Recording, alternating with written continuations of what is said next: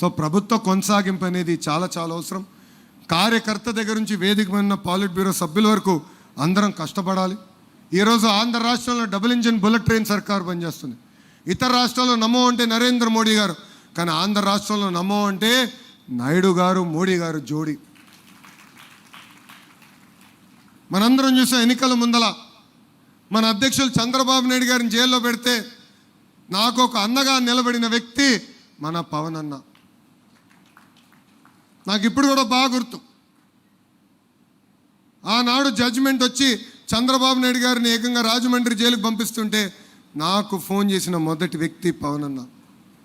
ఆనాడు నాకు ఫోన్ చేసి ఒకటే చెప్పాడు, అన్నగా నీకు అండగా నిలబడతా, నిన్ను ప్రోత్సహిస్తా, నీకు ఏ సమస్య ఉన్నా నాకు ఫోన్ చేయి తమ్ముడు అని చెప్పారు.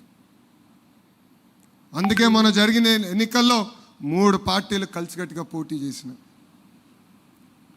కోటి సభ్యులు నా కుటుంబం ఇప్పుడు ఇంకొంచెం పెద్దగా అయింది. ఇప్పుడు 3 పార్టీలు కార్యకర్తలు మన సొంతమయ్యారు. కలిసికట్టుగా పనిచేయాలి.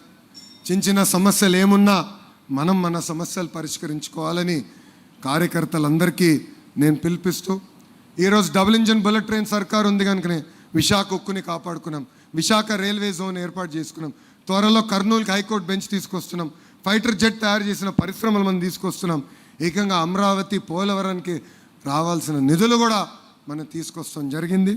ఇంతేకాకుండా నేను వర్కింగ్ ప్రెసిడెంట్ కరెక్ట్గా అయ్యి కరెక్ట్గా నెల దాటింది. అటు తెలంగాణ అండమాన్లో ఉన్న తెలుగుదేశం పార్టీని కూడా బలోపేతం చేయాల్సిన బాధ్యత నా పైన ఇప్పుడు ఉంది. తప్పనిసరిగా నాయకుల్ని కార్యకర్తలను కలుస్తా. అక్కడున్న కార్యకర్తల నాయకులందరూ కూడా ఒకటే పిలిపిస్తున్నా, పార్టీ ఏ కార్యక్రమం ఇచ్చినా మనం జయప్రదం చేద్దాం, కలిసికట్టుగా పనిచేద్దాం.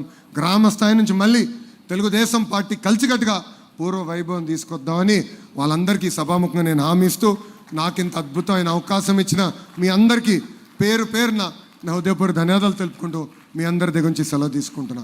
జోహార్ అన్న ఎన్టీఆర్, జోహార్ అన్న ఎన్టీఆర్, చంద్రబాబు నాయుడు గారి నాయకత్వం.